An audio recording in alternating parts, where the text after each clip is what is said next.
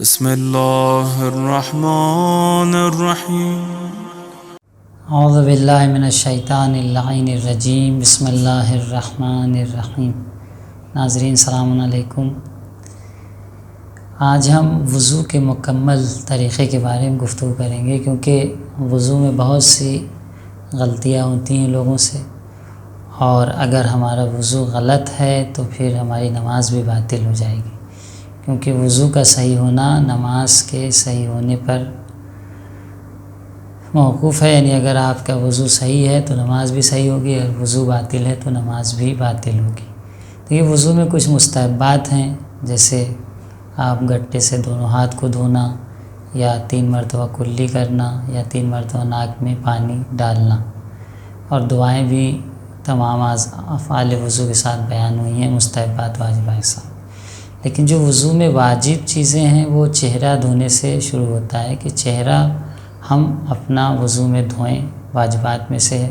پھر دایاں ہاتھ دھوئیں، اور پھر بایاں ہاتھ، اور پھر سر اور پیر کا مسح۔ تو چہرہ کہاں سے اور کہاں تک دھوئیں؟ دیکھیے، چہرے میں 2 انگلیوں کے درمیان، یعنی آپ کی انگوٹھے کی انگلی اور یہ بیچ کی انگلی جو ہے، ان دونوں کے درمیان جو حصہ چہرے کا آپ کے آتا ہے، پیشانی سے کہ جڑ سے جہاں پہ بال اگتے ہیں، نارمل طریقے سے، کسی کے بال جھڑ گئے ہوں تو مراد نہیں ہے، جہاں پہ پیشانی ختم ہوتی ہے اور بال اگنے کی جگہ ہے، وہاں سے لے کر ان دونوں انگلیوں کے درمیان جتنا حصہ آتا ہے اس کا دھونا واجب ہے، البتہ احتیاطاً اطمینان کرنے کے لیے کہ اتنا حصہ آپ نے دھو لیا ہے، تھوڑا دائیں بائیں سے بھی شامل کرنا مقدمہ علمی کے اعتبار سے ضروری ہے۔ اور اوپر سے نیچے کی طرف دھوئیں گے، ٹھڈی کے آخری سرے تک۔ جن لوگوں کی داڑھی ہے، اگر وہ داڑھی کا ظاہری حصہ دھو لیں، یعنی چہرے کی کھال چھپی ہوئی ہے اور ظاہری حصے میں صرف داڑھی کے بال دکھ رہے ہیں، تو وہی ظاہری حصہ دھونا کافی ہے۔ لیکن اگر کھال دکھ رہی ہے تو وہاں تک بھی پانی پہنچانا ہوگا۔ بس چہرے میں پیشانی کی جڑ سے، جہاں پہ بال پیشانی ختم ہوتی ہے اور بال اگتا ہے، وہاں سے لے کر ٹھڈی کے آخری سرے تک ان دونوں انگلیوں کے درمیان جو حصہ آتا ہے اس کو آپ چہرے کے میں دھوئیں گے وضو میں، اور یہ واجب مقدار ہوگا۔ اس کے بعد دائیں ہاتھ میں بھی آپ جو ہے کہ کہنی سے لے کر انگلیوں کے سرے تک آپ پر واجب ہے کہ وضو میں دھوئیں، اور پھر بایاں ہاتھ بھی بالکل اسی طریقے سے کہنی سے لے کر انگلیوں کے سرے تک آپ دھوئیں گے، اور اس کے بعد سر اور پیر کا مسح کریں گے۔ لیکن دھونے میں کچھ چیزیں قابل توجہ ہیں، وہ یہ کہ ایک مرتبہ دھونا واجب ہے، اور ایک مرتبہ سے زیادہ، دوسری مرتبہ دھونا ایک مرتبہ سے زیادہ، یعنی دوسری مرتبہ دھونا مستحب ہے، اور تیسری مرتبہ حرام قرار دیا گیا ہے۔ تو واجب ہے یا مستحب، اس سے مراد کیا، اور ایک مرتبہ دھونے سے مراد کیا؟ دیکھیے، ایک مرتبہ دھونے سے مراد یعنی اتنا پانی آپ چہرے پہ ڈالیں کہ تمام چہرے کے اس حصے تک جو دھونا واجب ہے پانی پہنچ جائے، یا اتنا پانی آپ ہاتھ پہ ڈالیں کہ تمام اس حصے تک جو ہاتھ میں دھونا واجب ہے پہنچ جائے، تو وہ ایک مرتبہ دھونا کہلائے گا۔ گرچہ آپ اس پانی کو پہنچانے کے لیے، مثلا تمام چہرے پر پانی کو پہنچانے کے لیے، یا دائیں ہاتھ میں کہنی سے لے کر سرے تک پانی کو پہنچانے کے لیے 2-3 دفعہ پانی ڈال لیں، چہرے پر بھی 2-3 چلو ڈال لیں تاکہ سب جگہ پانی پہنچ جائے، لیکن وہ ایک ہی مرتبہ دھونا کہلائے گا۔ ہاں، جب ایک مرتبہ تمام جہاں پانی پہنچ گیا تو اب جب آپ دوبارہ دھوئیں گے تو وہ دوسرے مرتبہ دھونا کہلائے گا۔ تو ایک مرتبہ دھونے سے مراد ایک چلو نہیں ہے کہ ایک چلو ڈال لیا تو ایک مرتبہ دھونا ہو گیا، اب دوسرا چلو ڈالیں گے تو 2 مرتبہ دھونا ہو جائے گا، نہیں، ایک چلو نہیں، بلکہ ایک مرتبہ دھونے سے مراد اتنا پانی ڈالنا ہے کہ جو تمام جگہوں پر پہنچ جائے۔ چلو تو ہم مدد کے لیے استعمال کرتے ہیں، اگر کوئی شخص چلو کا استعمال نہ کرے، ہاتھ میں کوئی تکلیف ہے، ٹنکی کے نیچے جا کے اپنا چہرہ جو ہے اوپر سے نیچے کی طرف دھو لے، پانی پہنچا لے، تو اس کا چہرہ دھونا کہلائے گا۔ دایاں ہاتھ بھی اگر وہ ٹنکی کے نیچے لے لے اور یوں دھو لے، اسی طرح بایاں ہاتھ بھی ہاتھ نہ لگائے لیکن تمام جہاں پانی پہنچ جائے تو وہ دھونا کہلائے گا وضو کا۔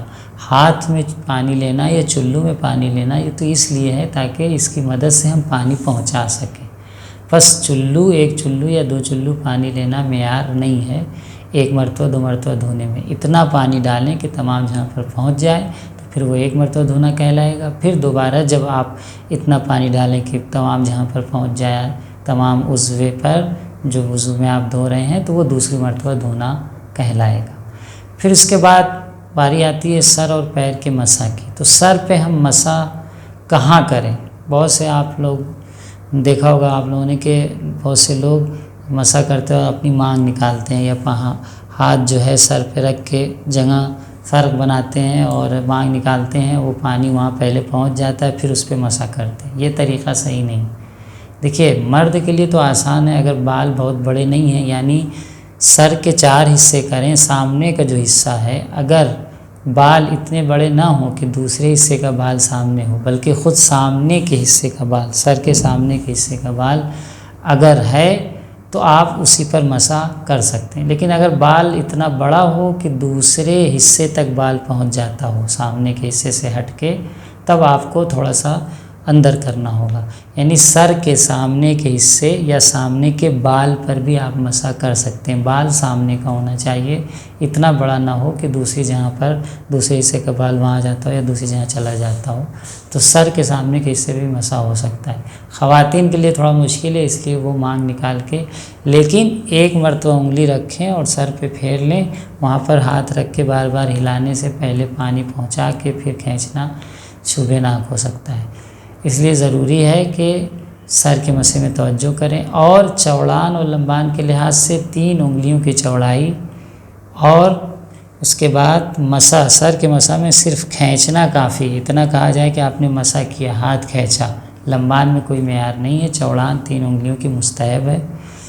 اس کے بعد ہم جب پیر کے مسح میں آتے ہیں تو پیر کے مسح میں انگلیوں کے سرے سے لے کر، جیسے یہ انگلیاں ہیں پیر کی، تو آپ اس کے سرے سے لے کر، یہاں سے نہیں، سرے سے لے کر آپ جو ہے جہاں پر آپ کے پیر کا جوڑ شروع ہوتا ہے، جہاں اونچان ہے وہ نہیں، بلکہ جہاں پہ جوڑ شروع ہوتا ہے پیر کا اور پھنڈلیوں کا، وہاں تک جو مسح کریں گے آیت الاسطانی کی، تب یہ صحیح ہوگا۔ کیونکہ بعض فقہا کے نزدیک کعبین ہیں، یعنی برجستگی جو پیر میں اونچان ہوتی ہے جوڑ سے پہلے نہیں، وہاں تک کافی نہیں ہے، بلکہ جوڑ تک آپ کو مفصل جسے کہتے ہیں آپ کو مسح کرنا ہوگا، انگلیوں کے سروں سے لے کر جوڑ تک۔ اور پیر کے مسح میں بھی 3 انگلی کی چوڑائی مستحب ہے، لمبان میں تو آپ کو خیر مفصل تک جوڑ تک کرنا ہی ہے، گرچہ 1 انگلی سے بھی آپ کرتے ہیں تو مسح کہلائے گا، چاہے سر کا ہو چاہے پیر کا ہو، لیکن مستحب ہے کہ 3 انگلیوں کی چوڑائی کے مقدار آپ مسح کریں۔ تو یہ وضو میں جو چیزیں واجب تھیں یہ جو ہیں جاننا ضروری ہے، بہت سے لوگ غلطیاں کرتے ہیں، اور اس کے حاشیے میں کچھ چیزیں جیسے کہ ہم جب وضو میں پانی چہرے پہ ڈال رہے ہیں، یا مسح سر و پیر کا مسح کرنے سے پہلے ہم ٹنکی بند کرنا چاہتے ہیں تو کوئی دوسرا پانی شامل ہو جاتا ہے، تو ہم کیا کریں؟ تو دیکھیے اگر وہ پانی بہت ہلکا پھلکا 1-2 قطرہ ہو جو مسح کو پانی کو نقصان نہ پہنچائے، میں ہو جائے تو کوئی حرج نہیں، لیکن اگر زیادہ ہے تو آپ پہلے چلو میں پانی لے لیں اور ٹنکی بند کر لیں، پھر آپ بائیں ہاتھ پر پانی ڈالیں، یعنی پہلے چلو میں پانی لے لیں، ٹنکی بند کر لیں، پھر بائیں ہاتھ پہ جب پانی ڈالیں گے تو آپ کا الگ سے پانی جو ہے نہیں کہلائے گا۔ ہاں اگر آپ نے پانی ڈال لیا اور پھر اسی سے دوسری جگہ چھوا، یا کوئی بعض لوگ ہاتھ دھو لیتے ہیں، تو آپ کا مسح صحیح نہیں ہوگا، اور اگر وضو صحیح نہیں ہوا تو نماز بھی آپ کی صحیح نہیں ہوگی۔ اور بھی بہت سی غلطیاں ہیں کم و بیش لوگوں کو پیش آتی ہیں، آپ کمنٹس میں پوچھ سکتے ہیں، لیکن عمدہ جو مکمل وضو کا طریقہ ہے وہ یہی ہے، اور وضو قربتاً اللہ ہونا چاہیے، جس طریقے سے نماز قربتاً اللہ انجام ہوتی ہے۔ السلام علیکم ورحمۃ اللہ وبرکاتہ۔